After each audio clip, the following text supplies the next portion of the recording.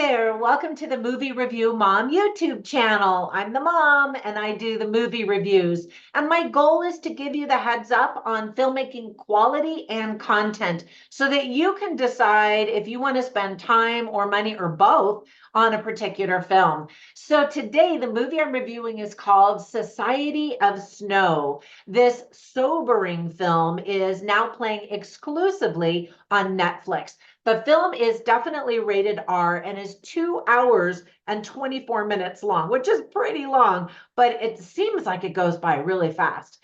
My overall movie review mom grade is an A. I thought it was really well done. So first I'm going to give you an overview in a nutshell, and then I'll point out things I liked, things I didn't like, tips for parents, themes worth talking about if you watch this with other people, and interesting lines and recommendations for other films that are sort of similar that you might also like, or maybe you might like it better.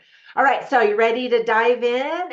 In a nutshell, the film is based loosely on the true story and the book entitled, quote, The Society of the Snow, the definitive account of the world's greatest survival story by Pablo Vierci.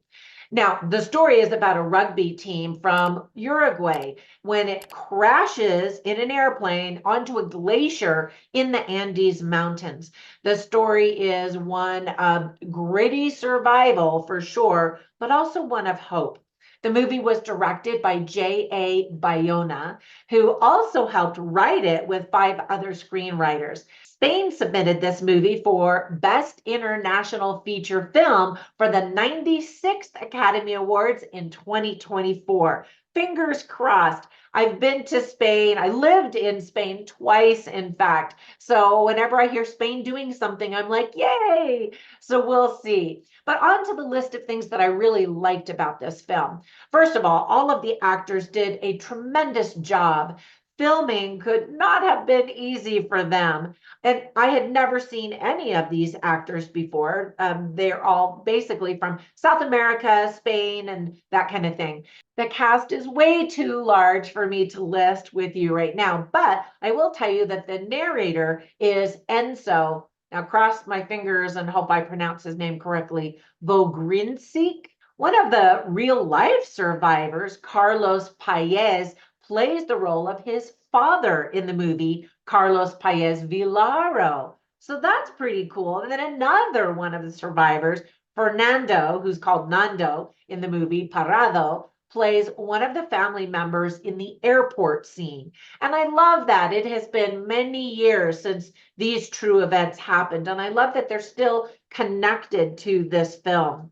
At a little over the hour mark, you're going to be exhausted and you can't even imagine it getting any worse, but it does. It's just unbelievable what these guys went through, and girls, there were girls involved, but what these people went through in this whole ordeal. You will cry. Just be forewarned, grab the tissues. The director does an excellent job balancing the awful situation that the survivors are in with hope. And that's the mark of good storytelling, because it could just be devastating survival and death type of a story. Not to give you any spoilers, but we know obviously that there are some survivors, but that they were so hopeful, and that really was what got them through, as they kept trying to figure out, what do we need to do to get through this, to get through one more day. Now, keep watching during the final rolling credits to see the chilling pictures of the real people who endured the events in the story. We see photographs of the real people and the actors who played them side by side. And I think that they did a really great job with casting. The lovely soundtrack will definitely touch your heart. However, the director also allows for plenty of moments where there is silence. They are out in the middle of nowhere in the wilderness, and you hear the wind, you hear the stillness, and that's powerful. Believe it or not, a tour company takes tourists to the real crash site once a year in February. One of the real life survivors, Eduardo Strauch, goes on the tour every year. That has to be just incredible. in order to get that sound of silence I was just talking about, the snow and the wind, the team interviewed guides who were used to climbing those mountains and understood what it sounded like, what that silence sounded like, which is fascinating. And overall, the film does a great job illustrating that while prayer and faith are important, and a lot of people were praying during these critical moments, taking action is even more important. Well, I shouldn't say more important because you've got to have faith and hope, but equally, you can't just pray and hope somebody's going to rescue you. They took action. And it was really fascinating to watch the reactions between all of the different people, those who lived, those who died. Some of them made choices that caused them to live. Some of them made choices that caused them to die. And then some people had absolutely nothing to do with the freakish event that caused their death, which was just devastating to watch. Now, I remember the very first time I saw the 1993 film about this event called Alive, which was the original feature film that told this story. It has stuck with me for many, many years, and this one will too.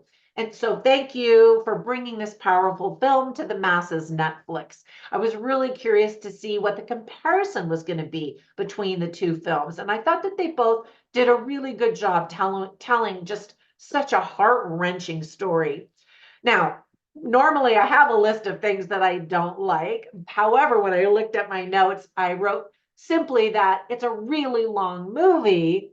Some people have their time limit, but I was still riveted the entire time as you're thinking, okay, surely this is going to be the end.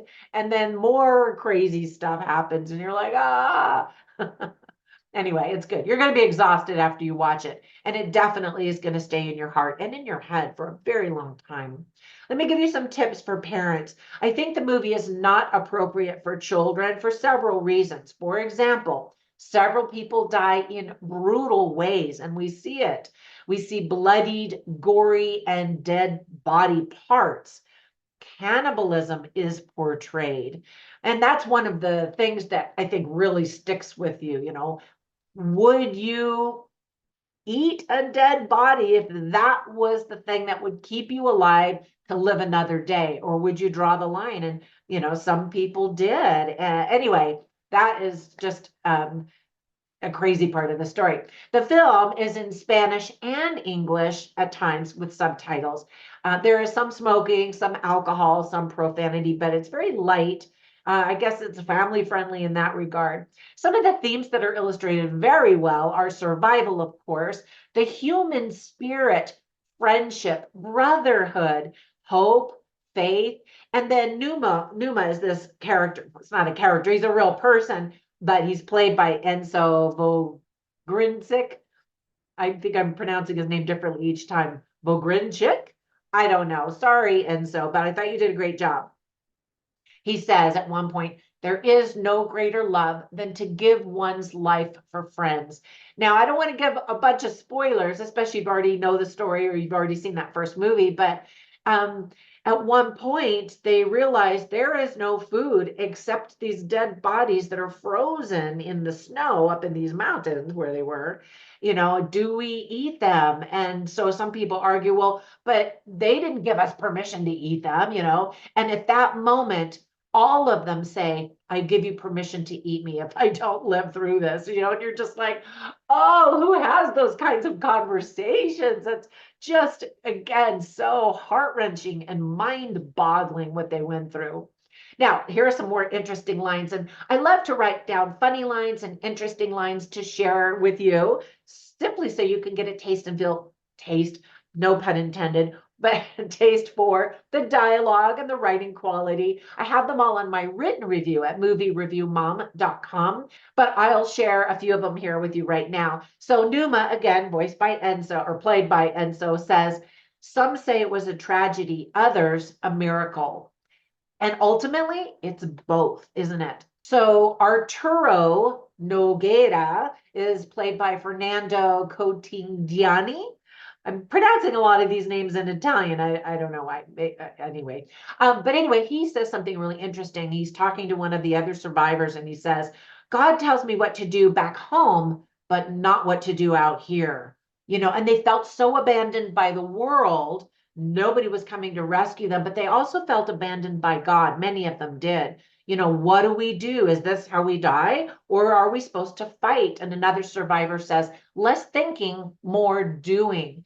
And I really like that because sometimes they are overthinking, what if we do this or we try to do that and it doesn't work, and I think partly just taking action and doing it in a survival situation is good. Another survivor says, look, praying won't get us out of here. Well, I am a Christian, I am a praying woman, and praying definitely can make miracles and make changes. But at some point, you've got to take action. And then I really liked this little line again from the narrator. He starts at the beginning and narrates throughout all of the acting in the movie. He has his insights as he's retrospectively looking back, and he says, what is the meaning of it all? Only you can give it meaning. You're all the answer. Keep taking care of each other.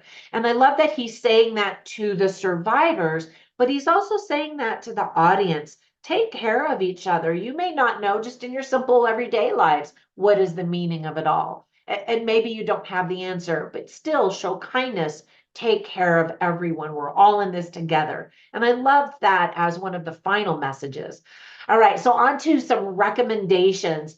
So of course, the very first one I immediately thought of is that 1993 movie called Alive. And again, I really liked both of them. I probably would say I liked this new one better simply because it's the most recent one that I've watched. And it's been quite a number of years since I've seen that 1993 movie. Another one that's very hopeful yet dreary is The Road. It stars Viggo Mortensen. I adore him. And he's living in a dystopian type of world with his son. I think it was a son, maybe it was a daughter. I think it was a son. But anyway, it's been a while since I've seen that one. And it is just devastating what they endure as well. And yet they have hope. And then a more light version of this survival angst, lone survival even, is Castaway with Tom Hanks. If you haven't seen that movie, you definitely need to watch it. There is a lot of humor in that one. There's a little bit in this one, but not like Castaway. Castaway isn't as dreary and just devastating. I mean, he is alone and he is trying to survive, but there's just a lighter air to it.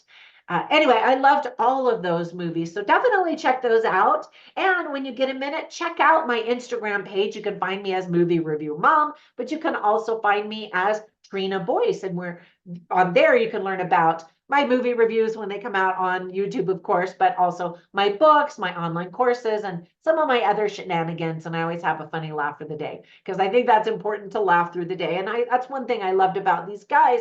They're young, they're energetic, when they started the trip, and they're just laughing and joking around with each other. And there's some very sweet, touching moments where they show that in this movie, even amidst the horror and the horrific situation that they're in.